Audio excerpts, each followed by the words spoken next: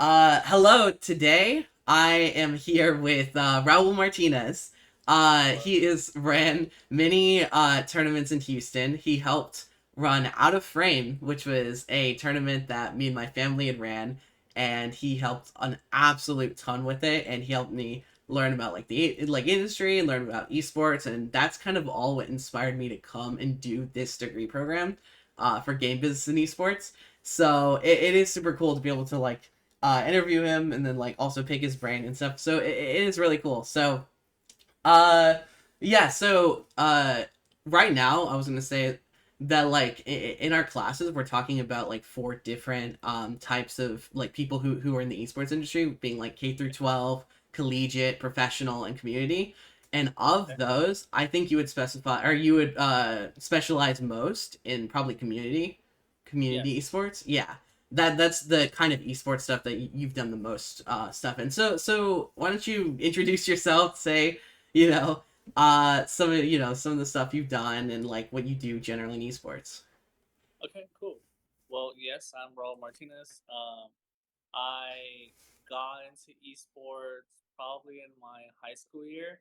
I was into games, and I knew there was a competitive scene, but then I learned about Super Smash Bros. Yeah. Um, I, at first I thought it was kind of silly that they had these large tournaments, and I had one friend that was particularly very invested in the community, and he would try to drag us out and just kick our butts every night. Um, but even then, I still kind of like laughed at it. I was like, really? Like people make money off of this? That's crazy. And then I watched the Super Smash Bros. Documentary, and that's what really got me invested. Oh really? I was like, okay, wow, this there's like storylines, there's a lot of history here. So I started competing. I wasn't really good.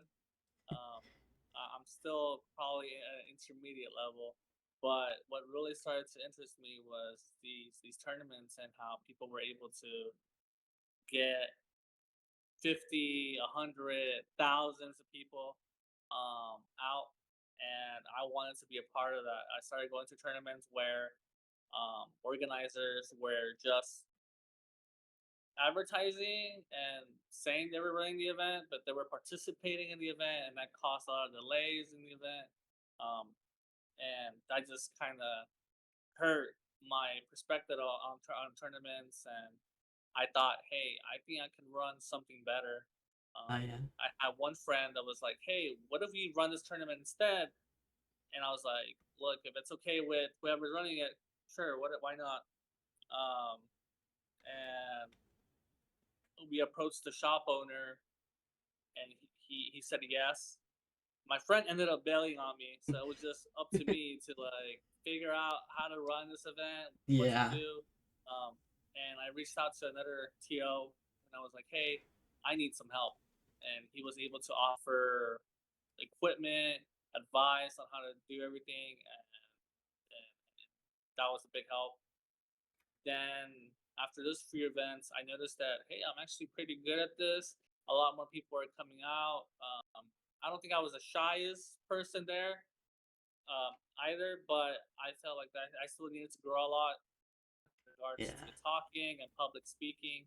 So I took it as a little challenge to pretty much talk to everyone that came to my events and make sure they felt welcome. Yeah. And I made a lot of friends, and yeah, that's the beginning. But I guess we'll Oh get a little yeah. bit more deeper into For sure.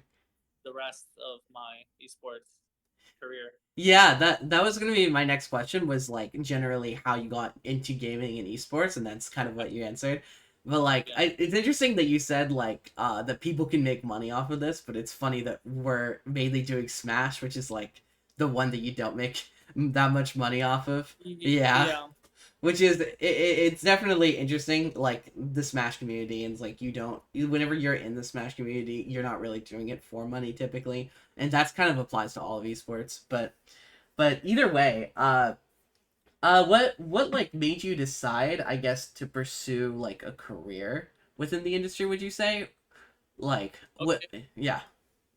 So after I started running the events, I I was really happy with the way I was running them.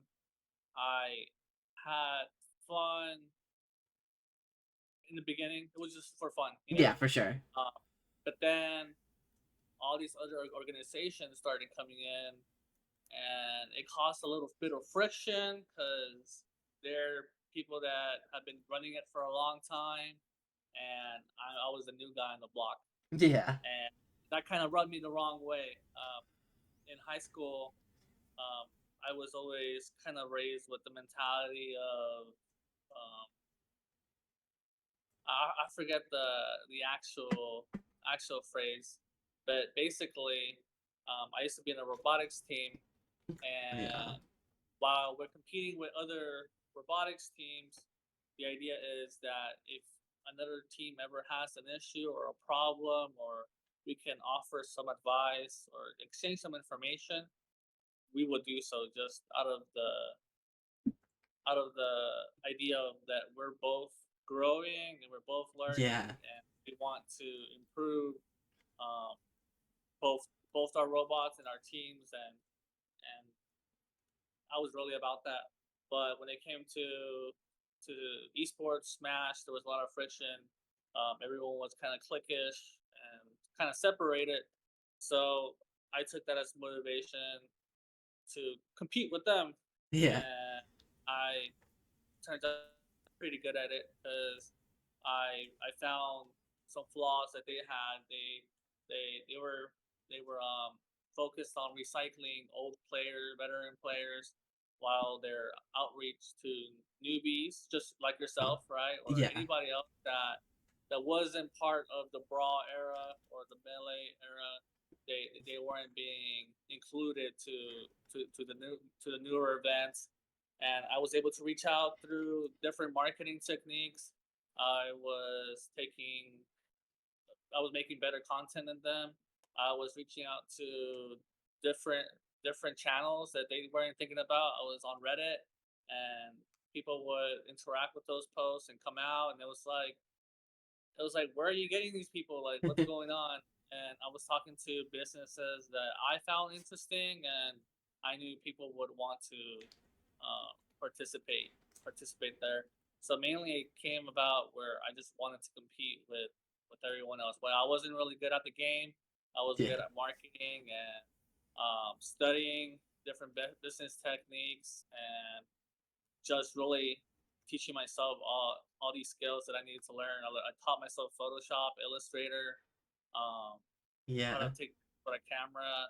So I would say a lot of my focus, while it's esports, it's mainly around marketing. And then that led Yeah. to opportunities where I was included in Texas Showdown, and I was in Yeah. charge of getting people to come into that event. I work with you guys. I work with Yeah. other clients, game guys, and also Valhalla Esports Lounge, um, esports bar that's now closed, unfortunately, due to the Yeah. pandemic and different other things. Yeah. They actually hired me to come in as a graphic designer and kind of get more ideas on how to run their events. And yeah, it just kept going from there where I started working with all these great businesses and just wanted to have events, and we just kept it going as much as we could. Um, yeah. Yeah, that's so cool. That in general, I remember like way back one of like the things like when I first met you way back when I saw you like running the tournament, like Yeah. in the back of my mind, I was like, that's kind of what I want to do. You know, I Okay. was like seeing what you do, and I'm like, that's like that would be really cool if that was like something that would make money. And I think that you prioritizing the new guy is like a huge part of Yeah. why those events are successful. Like in Out of Frame, we had very wholesome kind of family kind of Yeah. vibe, and I think that's so important for these kinds of things. Having those kinds of vibes. So yeah, and I think that philosophy takes you very far. Do you have like a big event that you're most proud of that like you feel like a company like encompasses what you do in your work and everything like that? One of them is Out of Frame, just because that Yeah. was my first time interacting with a new client that was kind of outside of the Yeah. esports sphere. your mom was learning a lot, you were learning a lot, For and sure. it was nice interacting and seeing interacting with your mom. She's also so brilliant, so Yeah. it was nice learning from her too, and how invested y'all were. People are usually very scared to invest in these sports, or especially if they're not familiar with it. They kind of shy away. They try to cut costs, Uh, but you guys were very very, very yeah. very invested. Yeah. Um, Another event that I'm really proud of is I forget, overly caffeinated. Yeah, I remember. Overly No. caffeinated. So a team actually approached me with like a little pitch deck, and they were like, "Hey, we can help you out, make grow your business in so many ways." And I was like, "Okay, let's see how we can do this." And they were helping me market the event. They were helping me run the event. So it was really cool where I can kind of like brainstorm everything, and then like I guess is that word is that the word delegate? Yeah. Just give everyone different jobs and opportunities to grow in the field, and that was a lot of fun. We got maybe 120 people. It was a small venue space, but what was cool about that was that we got to work with a coffee shop owned by Hunter Yeah. Pence, Alexis Pence, um, and other big names. So it was really nice. They're all like baseball players and Yeah. gamers. I It was remember. It was super sick. it was really cool, and I got to play with them some Smash. I got a little salty on the Yeah. stream, but it was it was fun to interact with them in that way, and them supporting us as well. Yeah, that's so cool. Something you mentioned was like making like I guess the cash side of things. Where do you find like revenue in the scene? This is something that I would like to know one of the most going into this because that's kind of the biggest thing is like how do you make money in esports? Uh, So like especially at so this level. yeah, so basically you invest in the infrastructure once, and that money just kind of keeps circulating, or it just keeps coming in until it pays off your equipment. Mhm. Um, so I'm also I do a lot of photography nowadays. I bought Yeah, my camera for I heard about maybe that. $2,000, and it's probably paid itself 10 times over. So you just try to make that idea of like, okay, cool. If I create this business plan, will my investment pay itself over? And you have to think about uh, other costs, rent, Yeah, yeah. That incomes for your employees, and other revenue that's coming in. So if you have a tournament at your coffee shop, right? Do you really expect a lot of revenue to come in from people paying to come in, or do you expect to make a lot of money from people actually buying coffee and drinks? So what yeah. you'll do then is, hey, we have a tournament. Sure, have a great, awesome tournament where people feel happy and are able to appreciate it. But also, hey, there's a special menu where we have these Yeah. special coffee drinks, these special margaritas, whatever, um, and kind of funnel people that way. And just kind of think about the cost Yeah. and your audience really, like, where are these people coming from? Are they college students? Do they even have money? Is this feasible? Yeah. Would we rather do another game where, okay, we know if you play in League of Legends, you probably need a pretty good beefy computer, and that must mean that you have probably a decent job.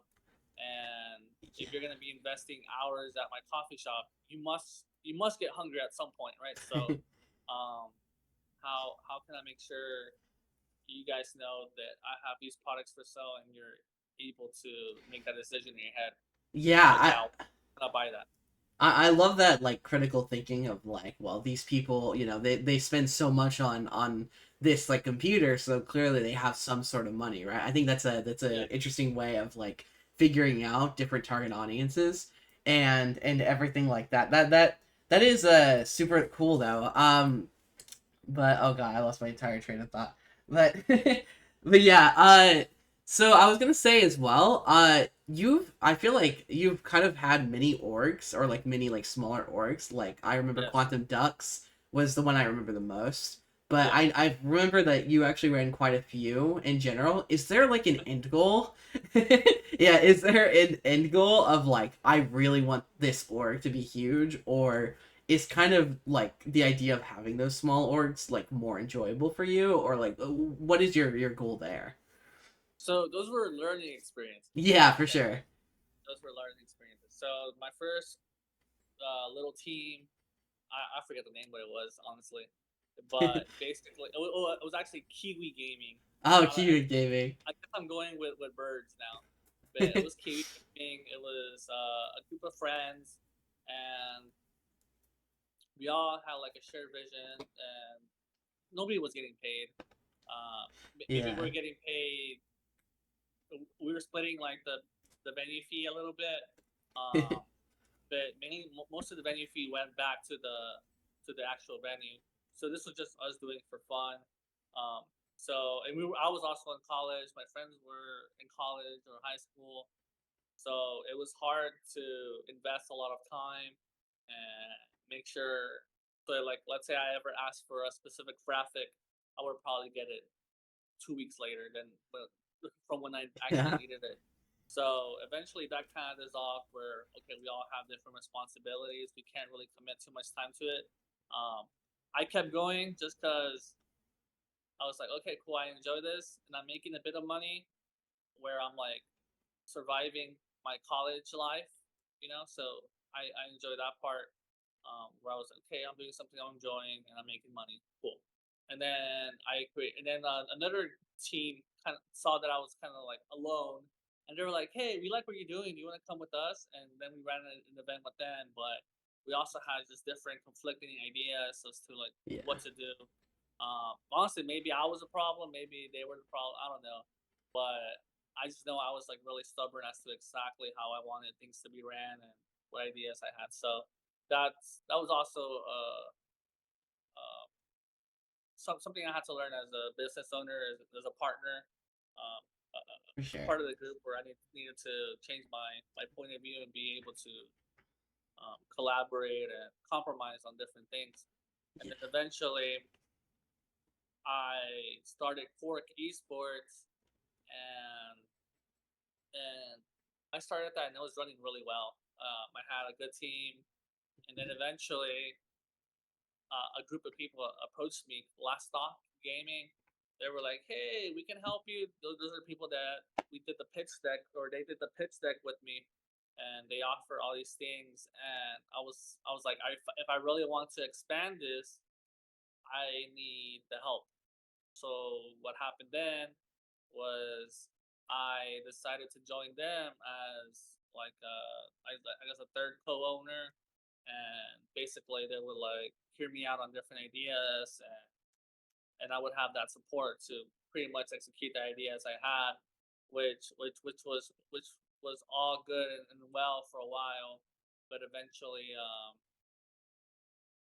honestly, one of the guys was just an a hole, and Yeah. The it was industry. not it was not a good work experience, or Yeah. not a good group. So I was just like, you know what, I'm out. Unfortunately, I gave away the rights to like even use that name ever again, Quirky Sports. Oh So, yeah. so I was a little upset about that, but I was like, you know what, let me do Quantum Ducks, and I just kept that just just so it wasn't me. I just wanted like an organization because you never know who was gonna come in, who was gonna come out. I just wanted someone to like know, okay, that's Quantum Ducks. They're gonna run an event. If it's Raul, just Raul, cool. If it's Raul and a few other people, cool. If not, then yeah, that was the idea. Yeah. And eventually, I made it into an LLC, and that LLC is mainly for marketing now. So Hmm.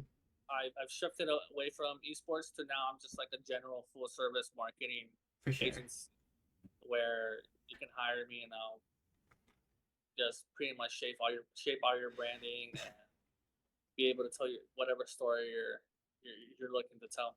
Yeah. I mean, You mentioned some pitch decks and stuff like that as being like a Yeah. really really big part of being Hmm. within the industry. We've done like in college now. We've done quite a few pitch decks, like hypothetical pitch decks and like stuff Yep. where we like create like hypothetical scenarios and like pitch different things. Like I made like a hypothetical out of frame pitch deck, and there's a few others and stuff like that. So it's super interesting to see how often that's used in the industry. Do you how what's like the process for you of, going out and making a pitch deck? And then also, what would you say like reviewing a pitch deck? Like what do you look for? That sort of thing. Okay, so I don't think I've shared, but I actually started. I wanted to try to make a esports bar with a few friends, Oh yeah. and that was called Fly's Esports Bar. I didn't care to have my name on it or name it really. I was like, okay, if you want to have your name on it, that's fine with me. Um, and we went through a process of doing a lot of market research. We looked at different competitors at the time. I think Next Level Gaming was one of them. We tried to see how much a brick and mortar will cost. We calculated all these different costs for basically every piece of equipment we thought we would need, and we would reach out to experts. And it came out to lighting, sound, realtors. Um, I forget the name of all these like technical Yeah. um, jobs, but basically they all kind of like gave us like a pitch, or they all kind of gave us a quote as to how everything would be, and then we compiled that all together, and we were like, okay, cool. Is this going to set us apart from all these other esports bars and arenas? Is it just going to be the same thing? How are they doing? Are they failing? Do we think Houston has a market for it? And if not, should we even pursue this? And we decided, okay, let's keep going. We were talking to different properties already, and honestly, all we needed was a loan. And then we were like, okay, cool, we're solid. But we went to a bank, and they just started throwing all these questions at us. Is like, hey, what's keeping uh, a regular bar from just like installing TVs and a few consoles and them calling themselves an esports bar, or like Yeah. a gaming bar. And we were like, crap, let's go back to the drawing board. Like we knew it was a different experience. We knew we were trying to do something different from what they were thinking, but I think it was a good question because we needed to really Yeah.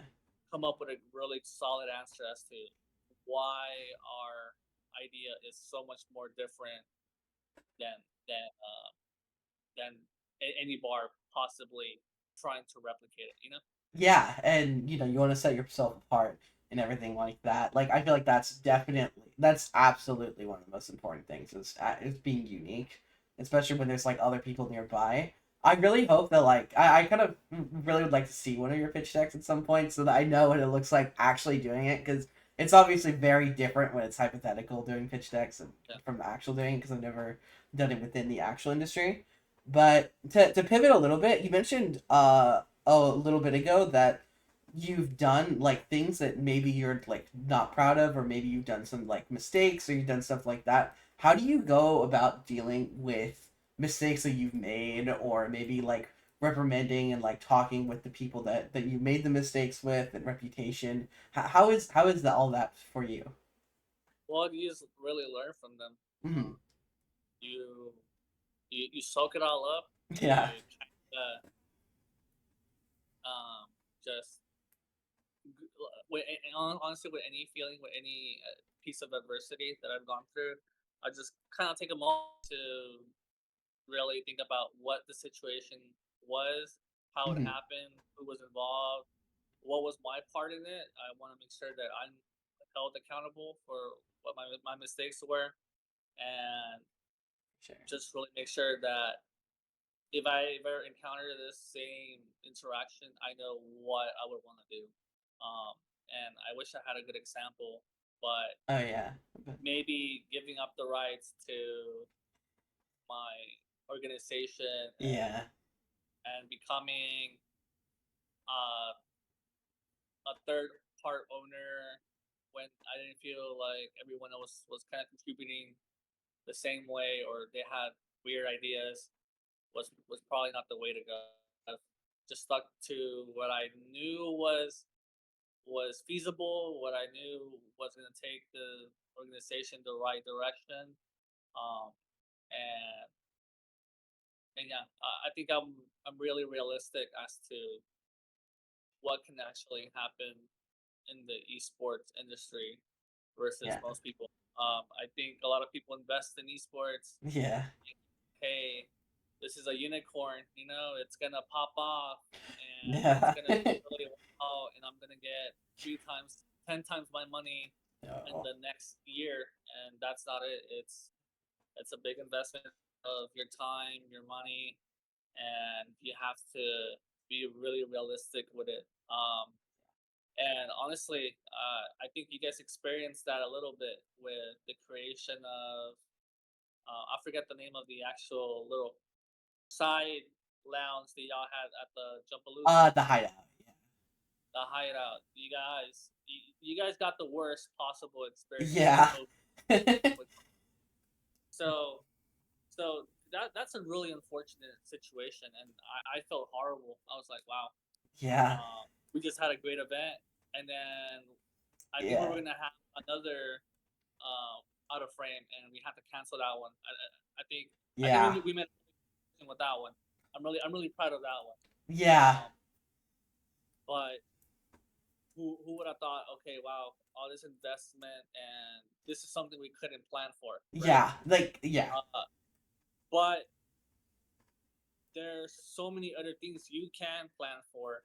So understanding, okay, we probably can't go with these high end computers this year, or oh, let's cut down costs here, but and then still make sure this is a good experience for everyone.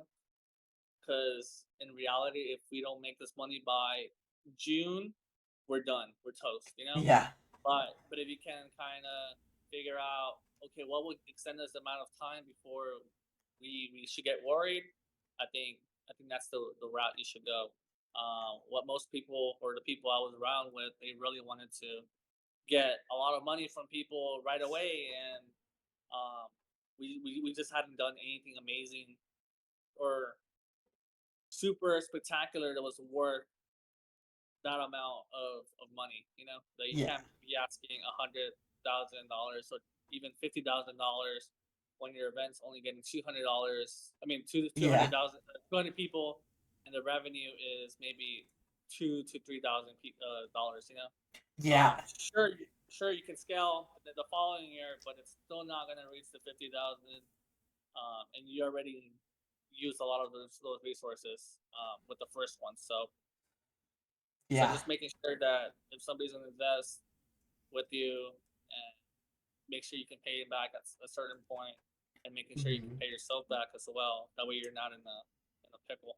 Yeah, when you're in the esports industry, sometimes it really just is passion first, money hopefully later. Yeah, Yeah, it kind of ends up being that way. Like for the plan for the esports cafe is to have actual revenue streams on the side and eventually hopefully grow the esports yeah, side into something profitable. But yeah, at the end of the day, that is just going to be the passion sink. It's the passion tax, as yeah, if you will. Uh, especially with Smash and everything. But to pivot a little bit, in 2020, the COVID pandemic happened, right? But yes, something else within the Smash community happened, with it being the big huge Me Too movement, and how like, all yes, those people, like so many notable names. I think it was over like 16 notable figures in the Smash community. Two of them being Houston, that I knew and you knew personally, yes, and it was very, very devastating that whole time, just finding out all these people that we looked up to and seeing all these people that we thought were cool be, people that we didn't think they were. And it was just really unfortunate. Um, yeah. I wanted to ask you, how do you typically deal with, maybe like on a lesser scale, not necessarily has to be with what happened in July of 2020, but like just in general, what do you deal with ethical situations in esports? How do you go about that? How do you go about like maybe enacting punishment or etc. Just Well, first, just a lot of empathy for for sure. the victims. Really trying to understand what their story was and making sure that um, not everyone needs to know their story, Yeah. but also just the dangers of possible like parasocial relationships Yeah. where people are people have so much trust in these organizers Yeah. and some points sometimes are like, oh my god, so and so, I love you, and it's Hmm. kind of weird, I guess, at that point. So just kind of like letting people know, hey, these are all normal people. They're all capable of mistakes, Yeah. and we really need to make sure there's people there to look out for each other and protect each other.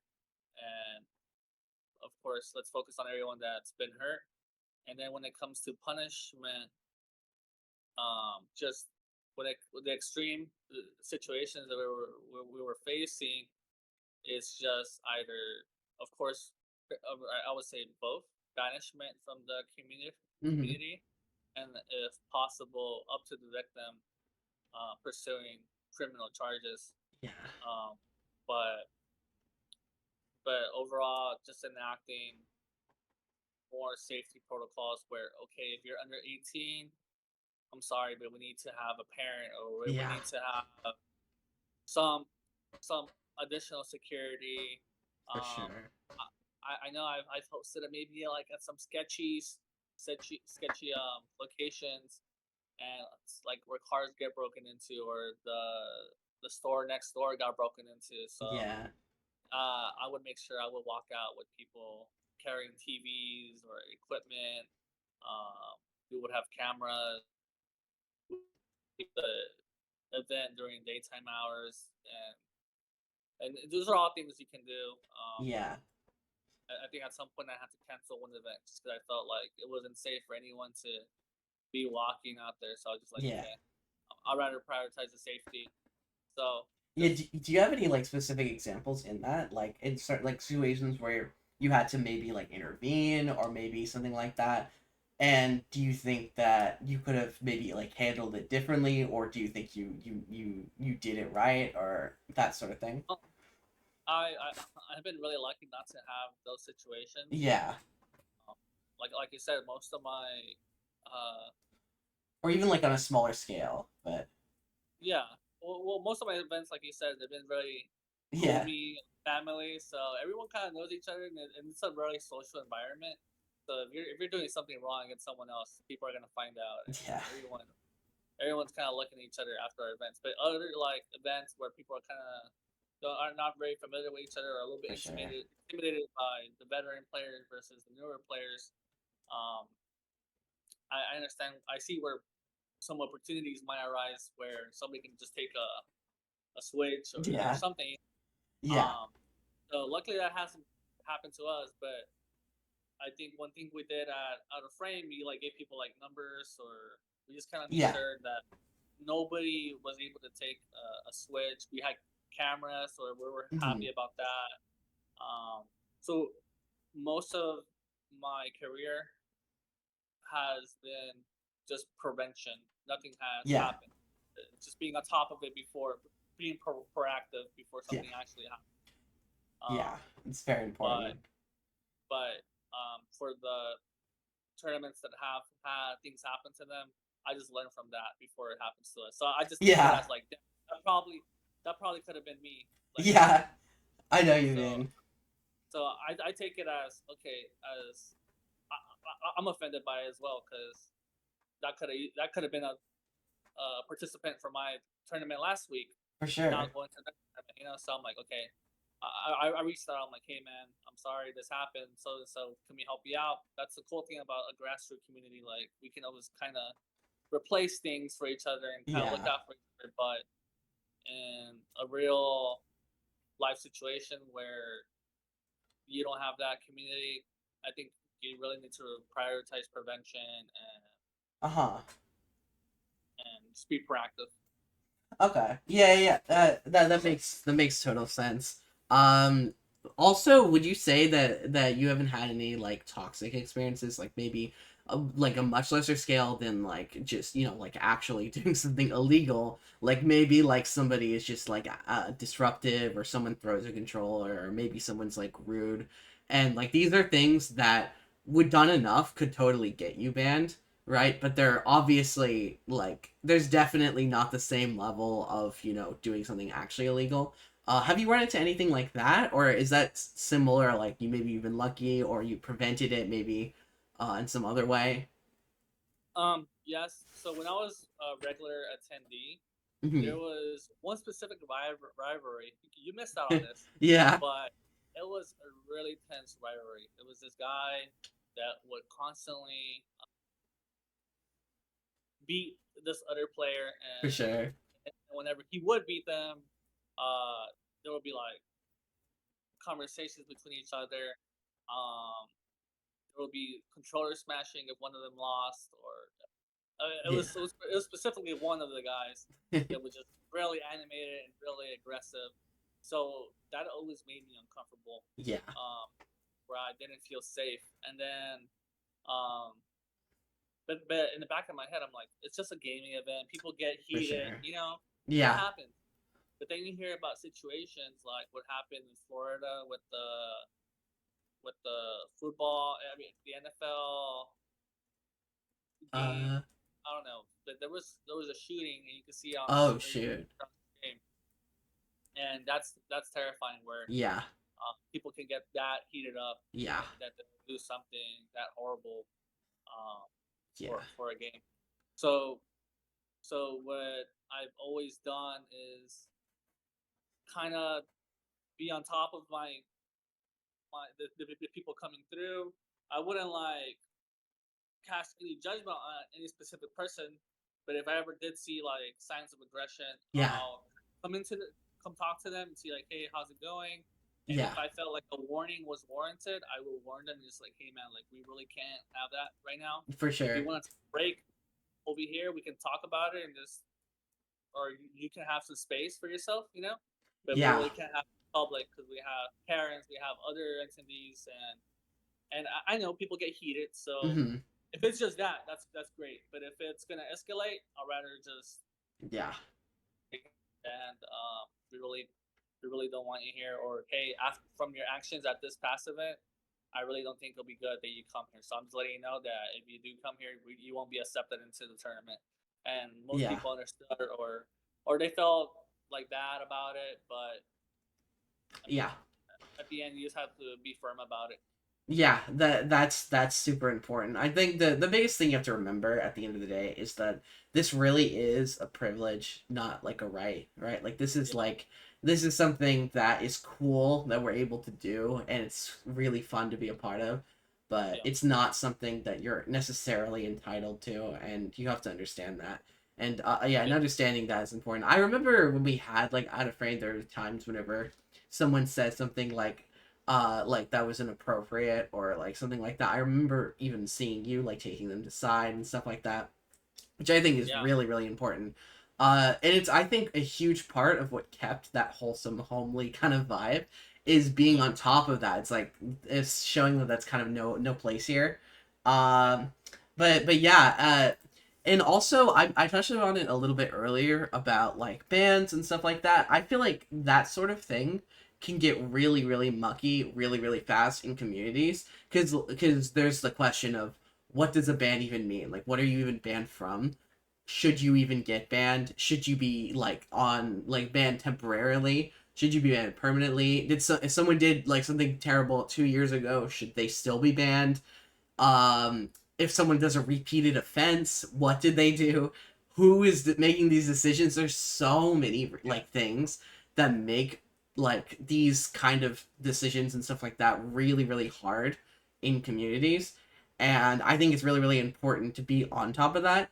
um is there anything that you think would be a good way of running that sort of thing? Like, maybe do you think that like people should be chosen by the community, or do you think that like a certain board of directors would be good, that there may be experience, or what is your opinion on that? um, for our scene, For our that scene is a good example. for our scene that probably wasn't necessary. Mm-hmm. I just think all the organizers should have just honestly talked about a specific situation and been like, hey, this is what happened at my place. This is what I'm doing. Hmm. If y'all want to follow suit, great. Um, and and and then it will be to the TO's discretion if they want to reveal the reason why they were banned and and yeah, because there's For like sure. there's a point where you really have to like share with everyone like, hey, this person did this, Hmm. um, and this is why they're being banned, Yeah. and I just want to let the community know, because I want y'all to be safe. Yeah. It has to be taken an Absolutely. approach where it's an extreme situation and you're not looking to humiliate the person as well. If it's just like this person threw a controller on the floor, I'm gonna blast them on social media. I don't think that's the best approach. Like, hey For man, this is sure. what happened with so and so. I'm a blind him for my spot. If y'all, I'm just letting y'all know. Y'all can do whatever y'all want with that information, but Yeah. other than that, I don't think there should be okay, this person messed up at this location. Now let's all get together and say she should be banned from all events. Uh-huh. That's fair. Yeah, and And yeah. sorry, I say that because there's always going to be that one event that doesn't know about the ban, and people are Yeah, going to be forced absolutely. to participate.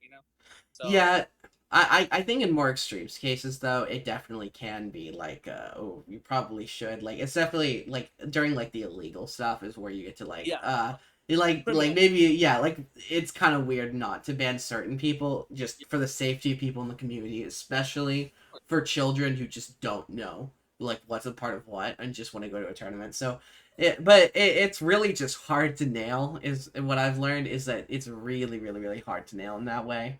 yeah, But um, but on a different note, much earlier you talked about like your experiences with photography, and you have like other talents and stuff like that. Do you have any other talents that you feel like helped you in the esports industry, or do you have like maybe like made more money, or maybe you happen to be more passionate about in some ways? And like I remember like you talked about photography. I saw that you've done a lot of photography stuff.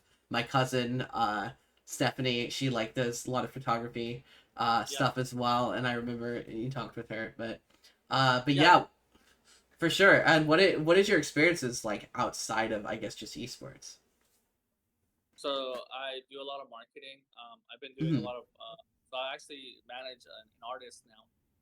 Um, so Oh he yeah, makes he makes fine art pieces, and what I've taken from esports is my marketing skills. So I'm able to um, do that user journey in my head of like, okay, who's buying these paintings?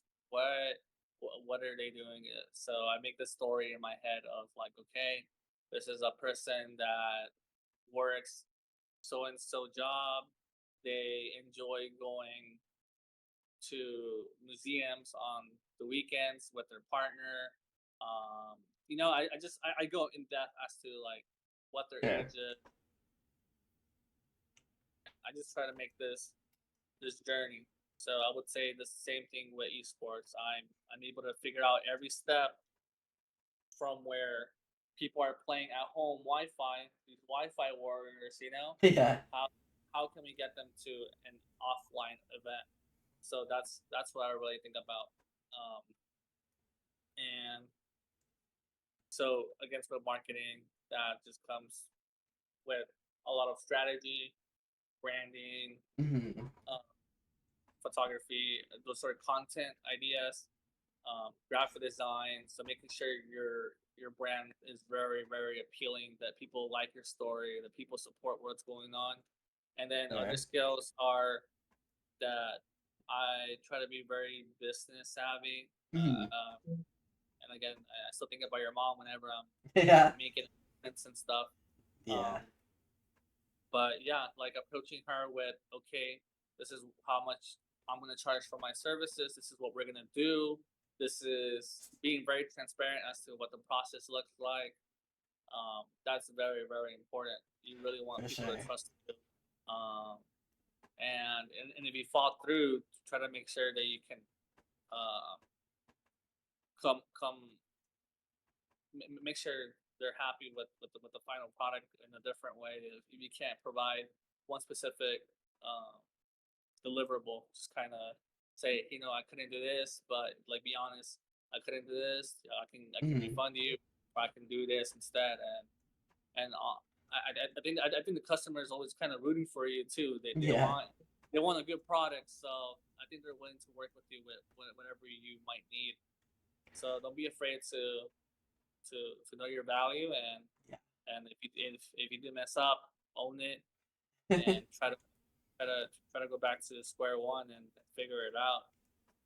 Other skills, uh, I was tutoring a lot, Oh, right. so Oh, yeah. I was tutoring a lot during those years, and I think I had a lot of like mentorship opportunities, so I was able to kind of manage a group of yeah, basically a group, and make sure everyone was doing their task properly. And if they didn't know how, make sure they felt safe to reach out. Whenever you own your coffee shop, you're Yeah. gonna you're gonna have to deal with the HR responsibilities. Yeah. Make sure that you take the approach you need to do to protect your business, but also make your employees and customers very happy Yeah. about there and being there. You really don't want unhappy Yeah. employees. You want everyone to kind of feel like they're invested in what's going on. Um, Yeah. so I think where my advantage is with a lot of people is that I just kind of think about all these things and make sure everything's wrapped up nicely so that everyone can enjoy it and everyone is integrated into the event so that they can, or any business really. So Sure. I'd say that's my skill set, and I'm sure these are all things you're learning in Yeah. different ways. So Absolutely. Yeah. yes, it's not just TOing. Yeah. Yeah. Microsoft different things. Yeah, the degree itself is game business and esports, but the important word is business, right? Like this is at the end of the day a business degree. It's flavored all around games and esports, right? Yeah. But it is a business degree, and there's a lot of business required in a business degree, which it's super, super, super relevant when it comes to all of that sort of thing. Like you said, you specialize in marketing, you specialize in graphic design, and all of that stuff that people might overlook when getting into the esports industry. But yeah, to pivot a little bit into more so less so experiences and more so like maybe like your opinions on how the industry's going. Okay. Yeah, like esports, I feel like is in a really weird spot right now Yeah. because in some ways it's kind of doing really really well, right? Like there's so many there's so many things that are growing like exponentially. Like collegiate esports is growing exponentially.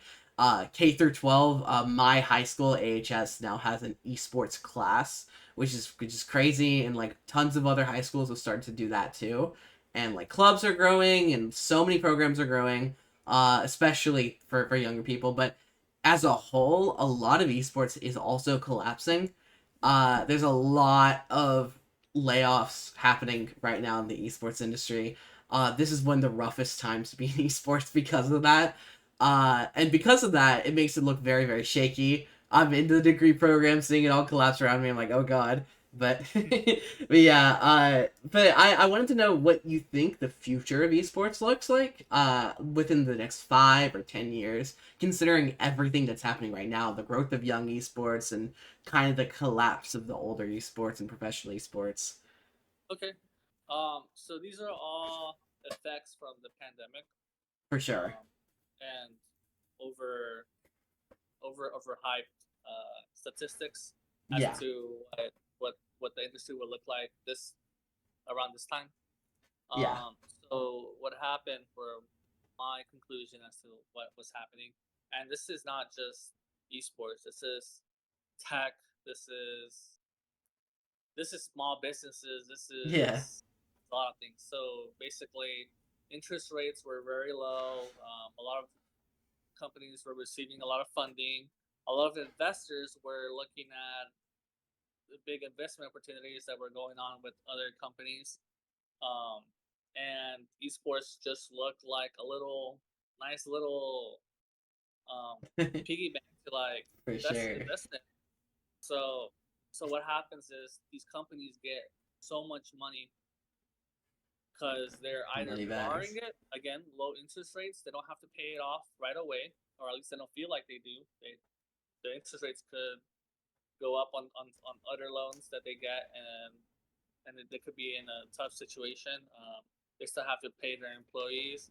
So at some point, when you have all this money, you start over hiring because you want to Hmm. spend it and try to make a quick investment return.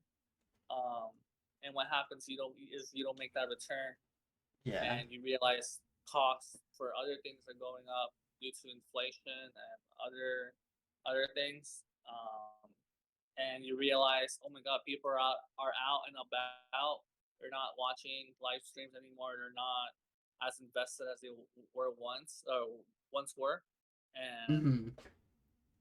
that results in the bubble or the collapse of esports, just because now these companies are not making enough money and they have high costs and in terms of employment or whatever other investments they made. I think a lot of them were like facilities that probably Hmm. aren't needed in this point at this point, and yeah, you see unfortunately the collapse of big esports like the Yeah. esports teams like TSM, Evil Geniuses. Yeah. Um, I could name so many more. Yeah. I feel like they've all been replaced. Every single Yeah. team I ever Phase. from from from that era has just been Yeah. replaced. Yeah, So and like it's funny you meant the ones that you mentioned. I feel like crypto also has a lot to do with that. oh yeah, Yeah, with like the whole, the FTX TSM thing that happened. Then there was like Coinbase, and like there's just so many different crypto things as well. It's yep. They like, get all this money and they're like, let's waste it. And then once it yeah, comes down paying their employees, I'm like, oh crap, we messed yeah, up. You know? that, So it's just people taking these very risky bets on things that won't be returned to them in the next 2 to 3 years. It's gonna be yeah, 20, 30, 40 years from now. You know, like it's not gonna happen in the next five. yeah, It's not AI. It's not evolving yeah, that fast. yeah, for And sure. and the format for most esports tournaments and games have been the same for the Yeah, few years. Like there's nothing innovative at the moment. yeah, Maybe virtual reality, augmented reality, maybe those things can probably um, create a little bit more buzz, um, better marketing. mhm, I don't know. I don't know what can be needed. It could be used to kickstart the larger ecosystem. You yeah, also have to think about, hey, again, your coffee shop is a way smaller component of this entire industry. yeah, So your particular shop might just be fine if you practice good, safe business skills. Um, I think if you start looking at beyond gaming, they're a European sports lounge yeah. thing. They actually expanded to the U.S. and they had one location in Pearland, Oh yeah. and that lasted 2 to 3 years. And it wasn't Oh. getting the people it wanted, but it was mainly focused Oh. PCs, consoles. There was no other component of food or anything. They were just Yeah. relying on want to come and play with their friends there. Yeah. And honestly, I kind of like my desk. I like being at home. I like to Yeah. sit. I love my computer. You know, so is that really the right mindset? Again, Yeah. do you want the college student that doesn't have a lot of money, that doesn't have a PC to come to your place to play, or Yeah. does he? And does it even make sense for the person that probably has a bit more funds to come out when they have everything at home? So Yeah. so we really again, you need to think about the user journey and how people will perceive your your location and what benefits they see. Yeah, and oh yeah, something to clarify as well is that like an esports cafe doesn't necessarily mean like coffee necessarily, like coffee shop or whatever. Oh, So my like bad. oh no, it's all good. I feel like it kind of sounds like it does though, because there's been a lot of esports cafes. But the plan I guess for us is to have the revenue streams being like from like little summer camps and winter camps, because like children's moms got a lot of money that they're like take my kids, do that sort of thing. We'll Yeah, have like yeah, so like that's kind of like been the plan. And there's also like tabletops and like like you can purchase D&D sessions and stuff like that. That you need to you need to have those streams of revenue, like tons of different streams of revenue, in order to actually make that money. But speaking of earlier when you said that this seems like easy money, you want to take it and then run with it.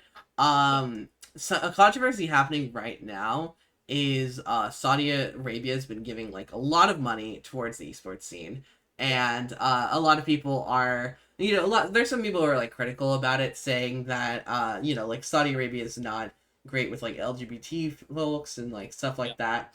And I think to some extent it can be fair, but so far from what they've shown, there has been a lot of LGBT inclusion, and it seems like it's not been too much of a problem.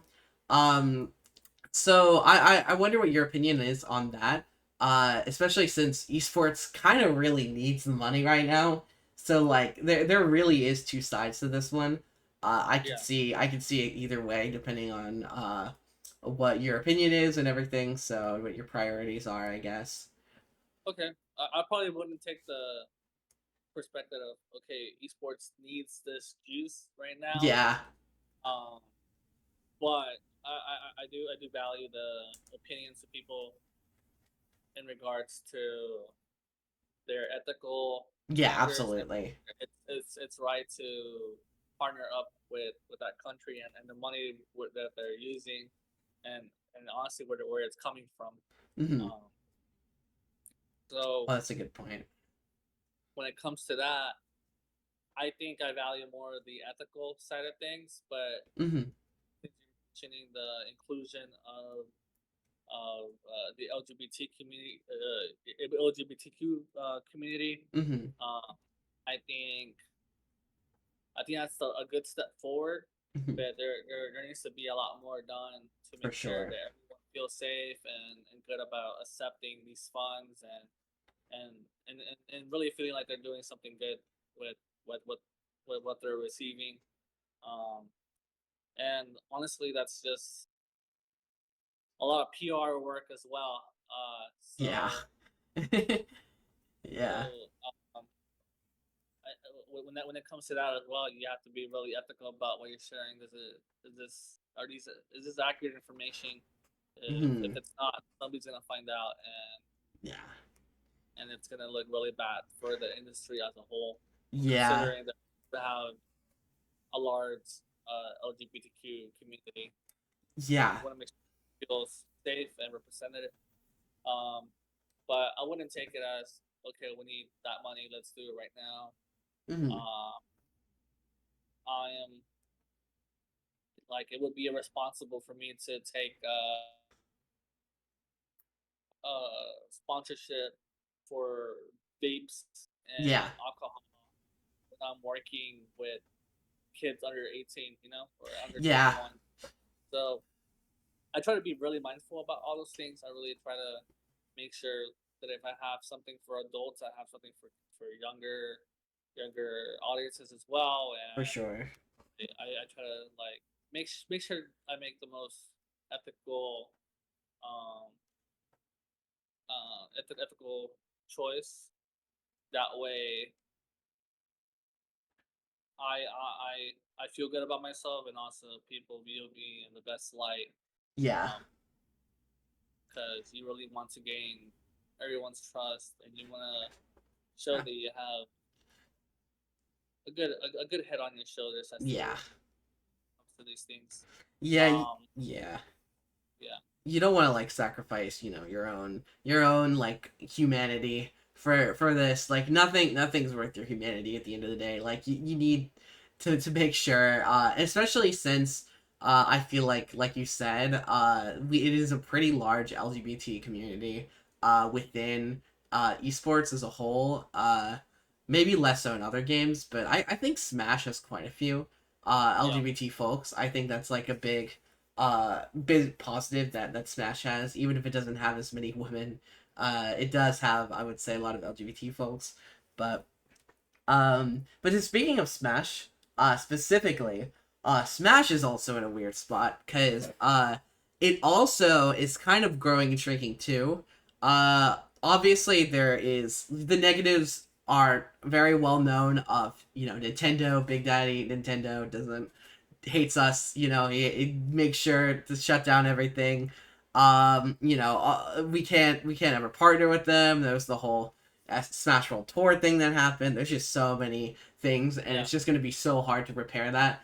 But at the same time, Nintendo has sunk themselves so deep in a hole that now the community is kind of starting to be a little bit of the problem too. Where like we're very apprehensive to these opportunities now, and we're almost shooting ourselves in our own foot because we're so refusing to let go of these grassroots. We need to have these grassroots, and yeah, we would probably need to be able to let go of those grassroots to work with Nintendo, so we could actually work towards having positive relationship with our developer like every other esport besides yeah. us has, right? Instead of But despite this, with the grassroots, I saw a statistic recently that Smash right now is number 4 in all of esports for the collegiate side of Okay, esports.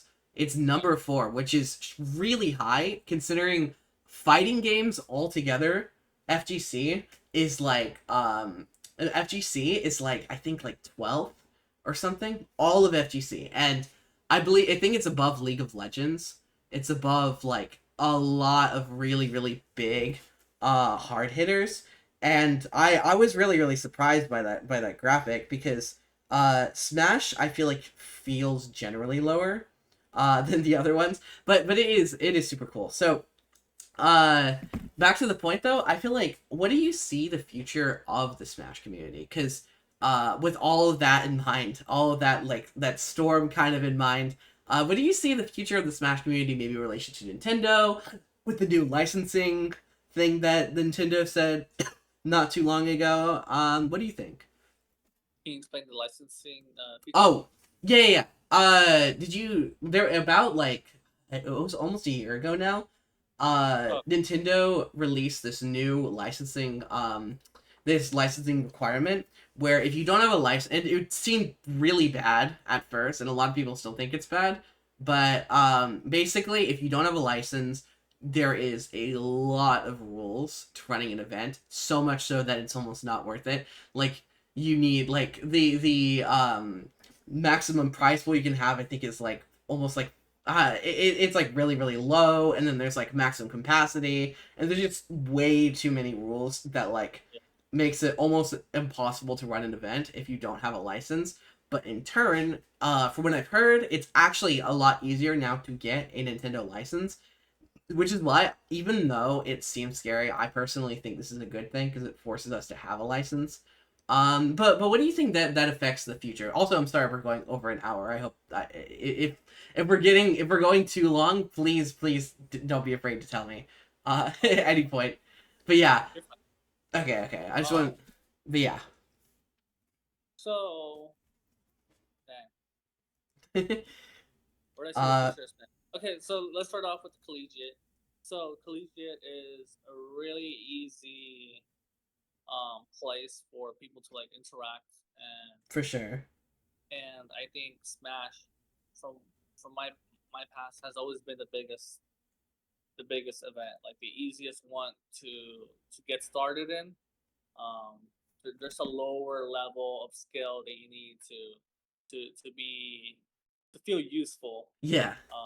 in the game. Once you start going off with someone in the intermediate level or higher Hmm. level in like Tekken or anything like that, it's really hard to even get a punch in. Yeah. But in Smash, you can throw out, you can spam a few abilities, and you get hits. You can jump around. You feel more free. You can run away if you want, and people still have fun in that aspect. Um, what comes next is okay, kind of bringing people together, and the reason why collegiate is such a good place is because everyone lives in dorms, and there's Mhm. always that one kid that's like, "Well, I'm the best one in Smash," and then there's another kid is like, "No, I am. I beat everyone." Like Yeah. people to to to go with that. Um, and so I see that game specifically staying in a healthy spot and growing. Uh, What it takes for it to grow a lot more, I think a new game and some yeah. help from the from the developer. When it comes to money, the money You is know. it has to come I from love that. broadcasting rights. Yeah.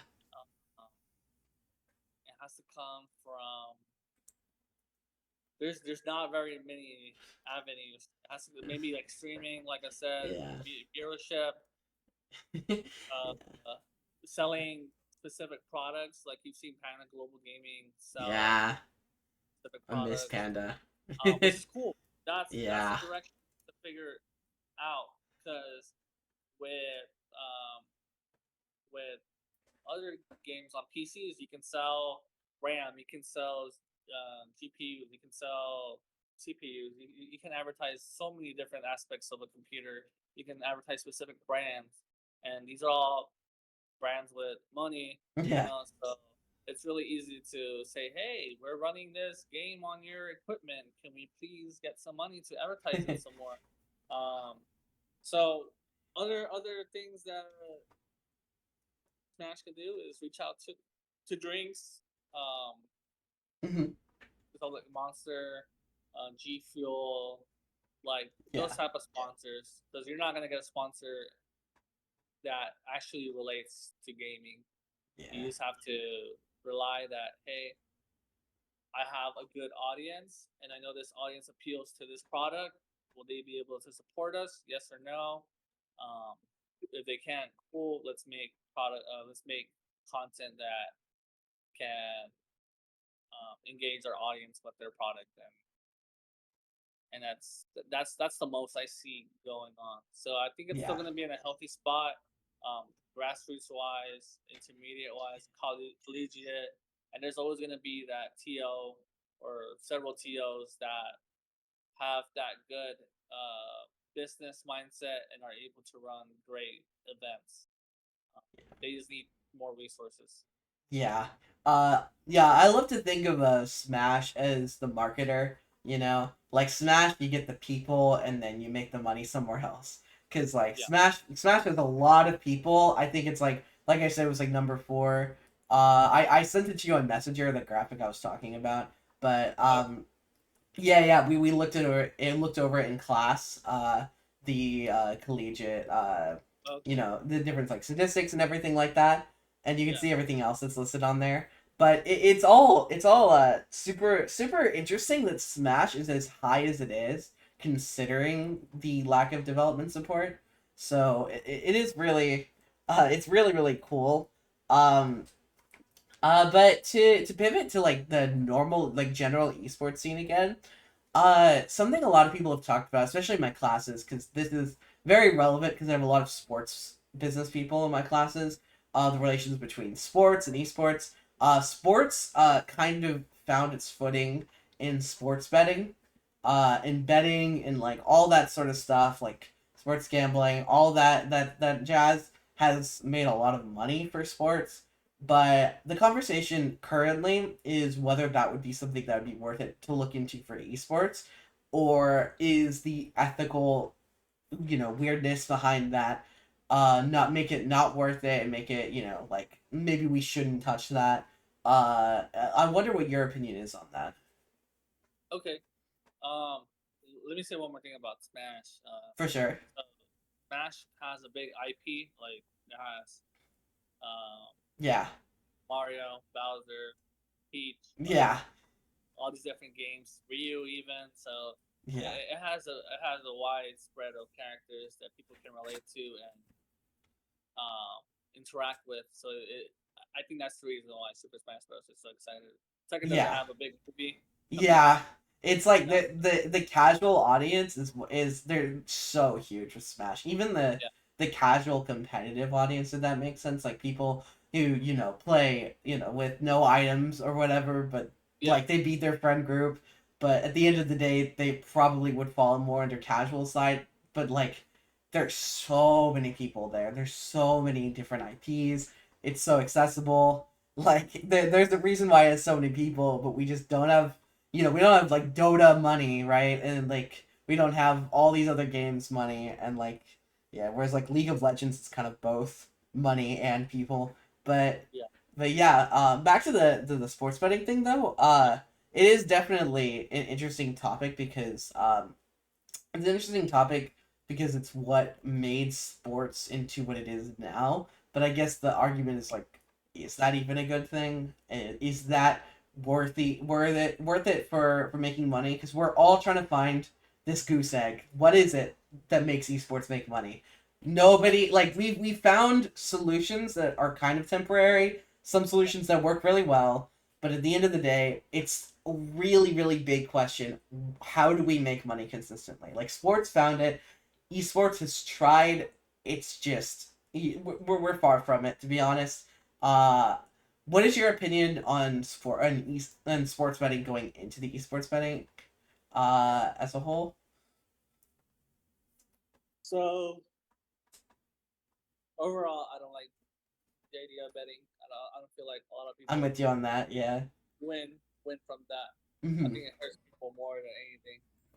Yeah. Um, I feel like it takes advantage of a specific population, uh, Hmm. people that are trying to make a quick buck, and that's usually people that probably don't have the funds to be doing this. You know, Yeah. um, I would have to like do more research on who's actually participating and what their medium or what the Hmm. median income looks like. You know, Yeah. but if it's showing that hey, low income people are participating, I don't think it leaves a good taste in my mouth Yeah. as to whether it should be involved or yeah, if it should be um, part of this ecosystem. But then again, it's also not something like the blackjack online. Yeah. Not anything random that I feel could be manipulated. Even though they say it's not manipulating, there's a lot Yeah. more trust and like okay, I can place a bet on this outcome on this specific thing. Yeah. Um, But like, yeah, to but chime in for a second, I guess the thing is the differentiator is like what is betting and what is gambling, you know? yeah, Like I think most people can agree that gambling should probably not be in esports. yeah, Like as a whole, it's just not a good idea. But betting is kind of different, and I think that's where it gets so divisive because there really is a lot of money there. But that's always the question: is do you take the money? It's like yeah, there's always a little bit of humanity to be sacrificed when you take, like the devil's hand and you shake it, right? And yeah, TSM learned that the hard way with crypto. And is this, a hand worth shaking, right? Is this worth it? yeah. I feel you. Um, I think it's fine if it's Mm, betting for like an outcome, and if there's like enough regulation and educational resources for it to make sure that people understand how they're betting, what their bets actually mean. Um, there just probably has to be more regulation around that. for sure. Um, and the only other aspect is that players have to be held. Well, that's the thing. Like these players are not they're not tied to these gambling sites. That if people want to gamble on how many times MK Leo is gonna fall off stage, Yeah. that's on them. But if Yeah. MK Leo finds out about this bet That's where and it gets so mucky. Yeah. he wants to ruin it, like what can you do? So Yeah, I I preferably just say, look, just remove it. Like, don't for even give sure. people the opportunity to make these type of bets. Yeah. But people are gonna find a way. Yeah. That's been the general sentiment. Like we had this, posed to us as like a little discussion or whatever. That was kind of the sentiment of my class, and Yeah, I people agree are with gonna find that. a way. But if these sites disappear, if Hmm. they get reprimanded, it will make it a lot harder for Yeah. a large portion of the population to engage in it. Yeah. That is true.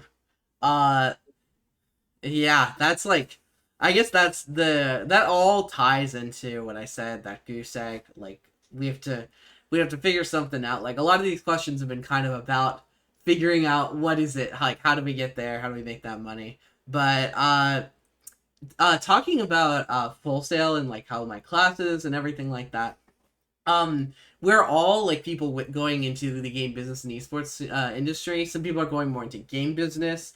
I myself am going more into esports, and there's a lot of stuff that you kind of have to do to get into that industry. Is there anything you'd recommend doing after, like for people within the program, not just me, but like people within the program, that like you would recommend to do in order to get into the esports industry and maybe in turn the game industry, if that's something you feel knowledgeable about? Yeah, what do you think would be good to start off and work towards that, I guess? well, I didn't get a formal education like that. Yeah, for sure, but So so given that I haven't, I basically just want to say do something, go all yeah. out, create something, put all of your effort in it. If it fails, cool. At least you gave it a shot and you've learned something. You know. Yeah. I think if you want to join a company, people need to see this effort, and if you really want to make a name for yourself, and you think your idea is good, and you sincerely believe that something good will come from it, you should give it your best shot. During my Hmm. time with esports, I gave it my all. People noticed. Um, I I made a good. I don't want to say a great living from it because it's Yeah. still at a smaller scale, but I was able to make uh, enough revenue to keep me afloat during the years I needed it, and I was able to pay off a lot of stuff. Um, That's super and cool. and it's taught me to um, invest in other businesses that I'm running now, which is that marketing agency. I know how to talk to people. I know what to look out for an event. I'm not running specifically a gaming event, but now it's an event for art. I want to bring new people that might be interested in buying art, but they don't know how and they don't know what's good art. Now I have to bring Yeah. them out to these events. So eventually your skill set's going to transfer to something else. If it's not esports, it's going to be something else. And but if esports is what you really want to do, I say go at it. Go go go start something. Reach out to whoever you can. You never know who's willing to give you a chance. Yeah, networking is a huge, huge thing that Full Sail as a whole really, really believes in, and that's like one of the biggest things they've really drilled into us. It's one of their mottos is network, network, network. One of Full Sail's models. So, but yeah, and I think that's super important. I feel like during 2019, I feel like that's when I networked the most. Like that's how I met you, is just talking to people, getting to know people. I think is super cool, and that's how you get those connections. That's how I was able to work on Out of Frame with you, was because I just went to Darbley's, if you remember. Uh, Yeah, yeah, I went to Darbley's, I and did. I love Darbley's. Darbley's is Yeah, awesome, no, but I love that. yeah, that was so cool. But yeah, I that's pretty much everything I have for you. To wrap it up though, do you have any like additional stories or insights that like you were hoping to be able to cover, that like do you think that you can share about, or stuff like that? Anything It's, else? it's, um, You can take your time, no worries. I actually have to pee if you just want to think. I'll be I, right back. I'll be right back. Yeah, that's fine.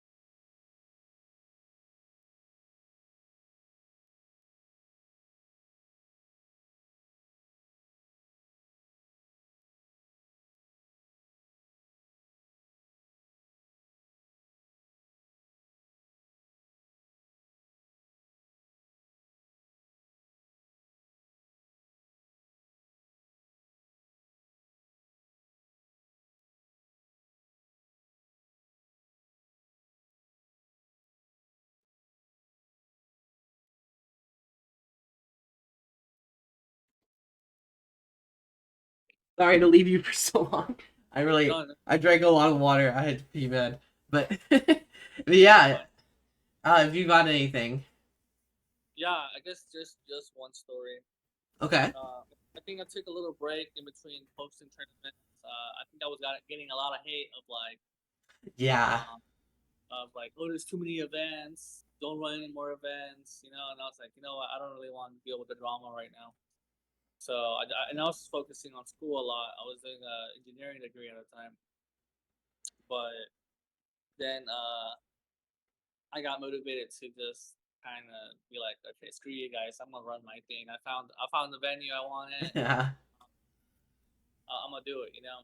And then I had these conversations with people, and they were like, or they messaged me because they found out about my event. They're like, we're not gonna. So there was like this thing called sanctioning. So you have to get your event sanctioned, meaning you have to be a well established member, TO. You have to be a well established event, For and sure. they came up with all these guidelines, and I was just not about it. Yeah. Um, but basically, I said, hey, can I get sanctioned because I need to advertise my event on the Houston Smash 4 page? Yeah. And they were just telling me like, no, if we see a post, we're just gonna remove it, you know.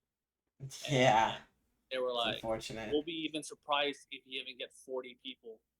You won't reach your goal. Like they honestly thought. Actually, they didn't say 40. They said 30. So That's they thought I crazy. was gonna stick to my 20 or to like 20 25 um, attendance levels, which was pretty like normal for everyone.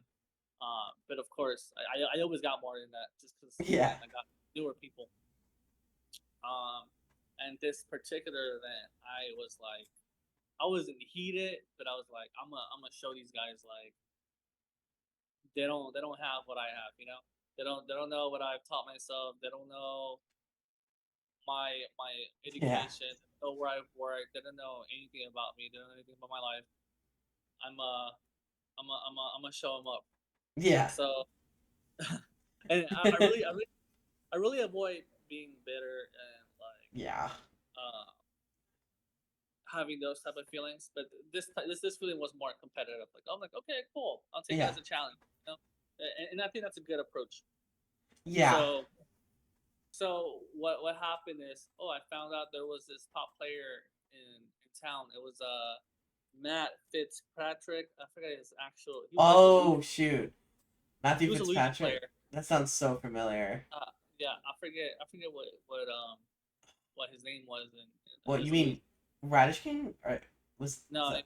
he's a Yeah. Luigi player in LA, and he was like top 20, top Oh, 30. melee. Oh, okay. No, from LA. Oh, okay. And he was top 30 for Super Smash 4, and I was like, okay, Oh, okay, elegant. yeah, elegant, Elegant. Yeah. Yeah. and I think people were telling him like, "Don't go to his event. It's not gonna be good." Blah blah. So Yeah.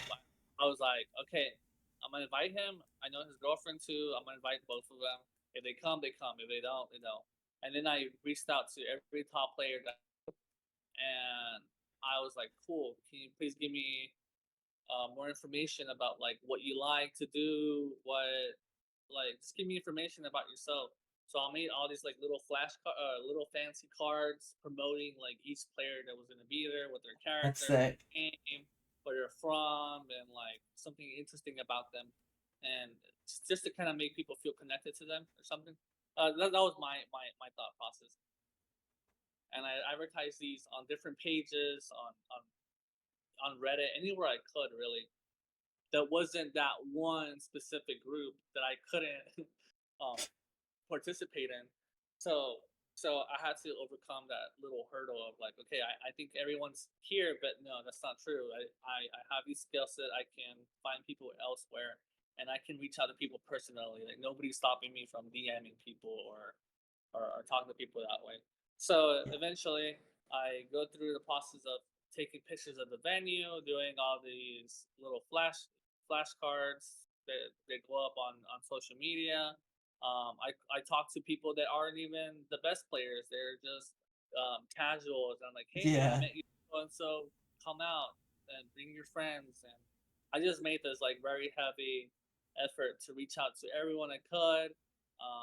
I think I even got some sponsors to like give out some food or some little things, That's super cool. shirts. I just had to like make hype it up as much as I could, and then I got people to bring TVs, because people bring their TVs, they bring their equipment, and I was Yeah. scared I wouldn't have the right amount of equipment. So I made a list. Okay, I need to get 12 people specifically to run a 48-man tournament or a 70-man tournament. I already had those calculations in my head and how long it would last, and I had to be out of the venue by a certain time. So I needed to make sure this is gonna run as smoothly as possible. Um, so I did all that. I got everyone that I needed, setup wise, and the day of the event, we actually get some people to come in early and like they're excited, and I'm like, okay, this is cool. Yeah. And I'm like, damn, there's like 10, 15 people already here like an hour before the event starts, and then once the event starts, we have over 70 people. Wow. Yeah. So I was really excited about that. That this is like, okay, this is my comeback event, and all these people have been hating online, like Yeah. very publicly about another event, and it was new faces, it was old faces, it was good competition. There was a little pop bonus. There was Yeah. there was all these things that just made it a great event, and I was really happy that I was able to provide that, and of course,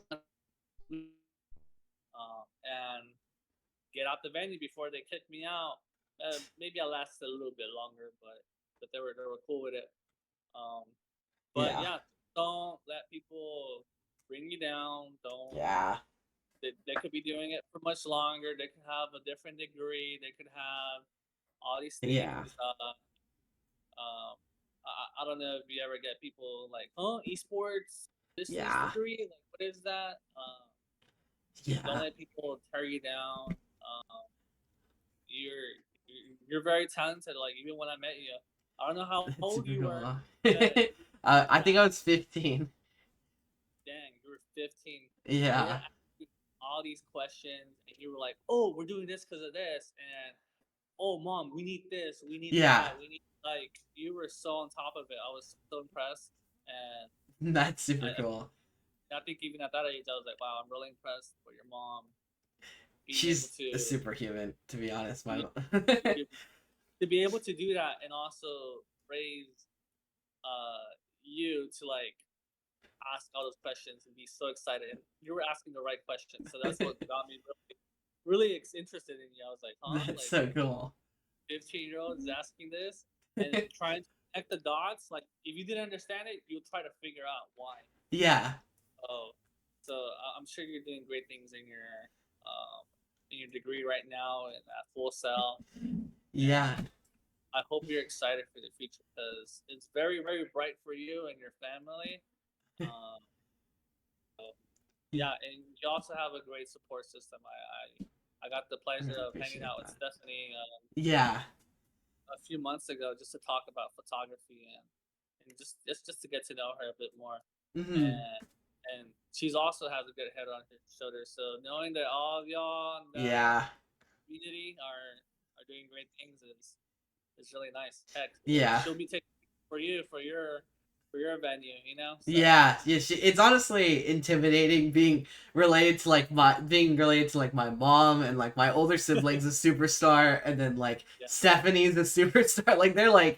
They're all killing it just constantly, and I'm like, dang, it's like I wanna make it there. But and like people in my classes all are like super super good. So it is. I really appreciate what you said. Is like don't let that like get to you. It's the like people yeah, being more experienced.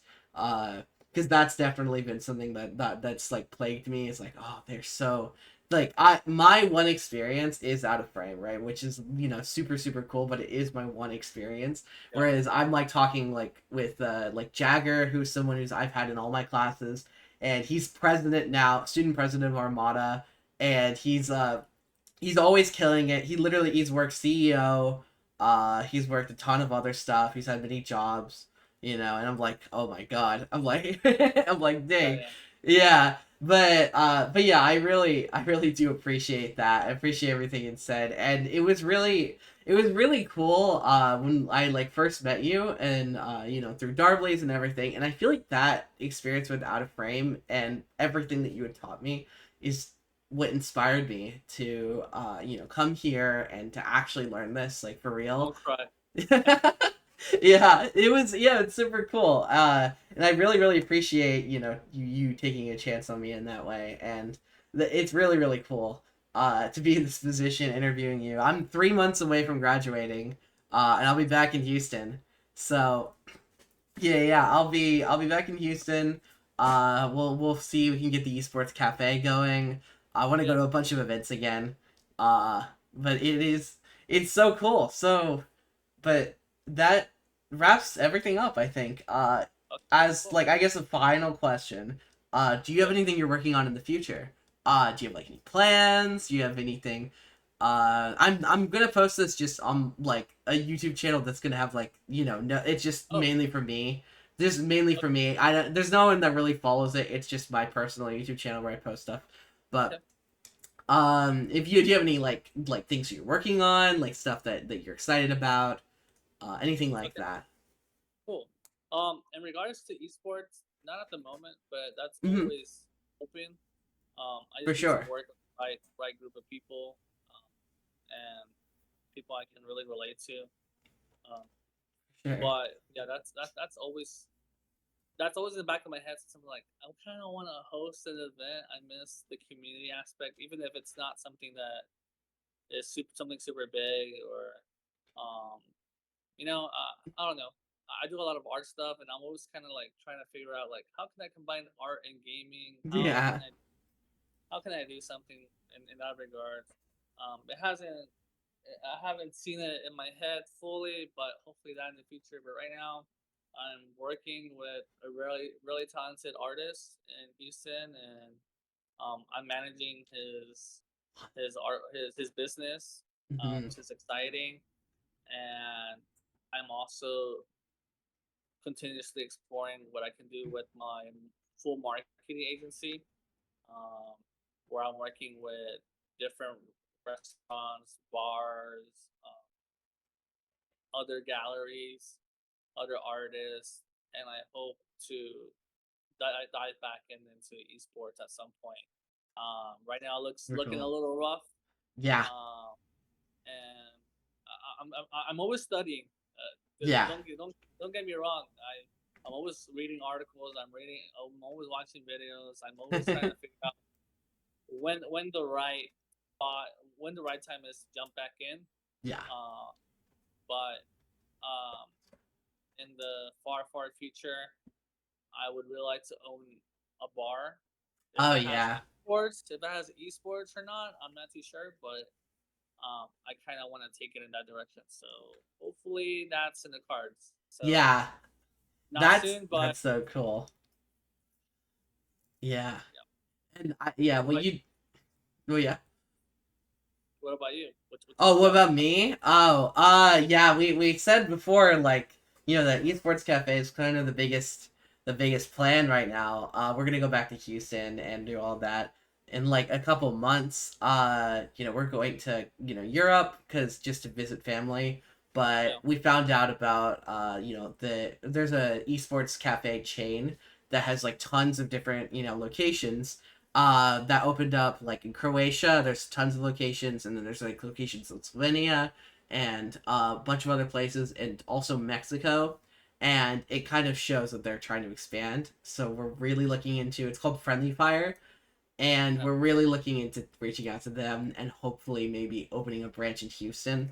And so that's a huge idea. And then if not, we would go back to the original plan of esports cafe, with the vibes to go for. But yeah, so I really really appreciate you taking the time to do this call. I hope it wasn't too long.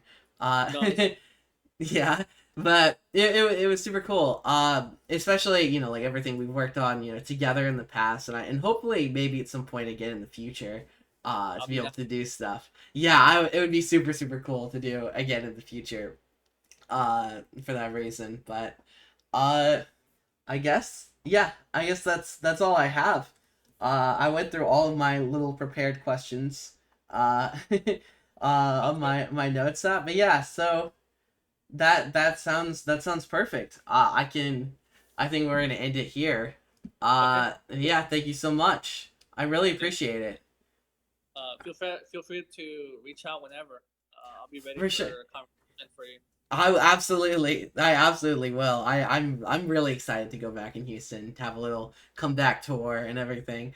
You It's a know. comeback for okay. Yeah, come back to like I'm gonna have like a month where I'm just gonna try to go to everything, get to know everyone Okay. again.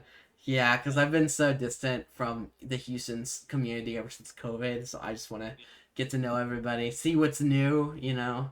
I've heard, yeah, I've heard there's some stuff that's gone, not great, but I've heard Not really. also, well, I think it's overall pretty cool. So, but I appreciate it.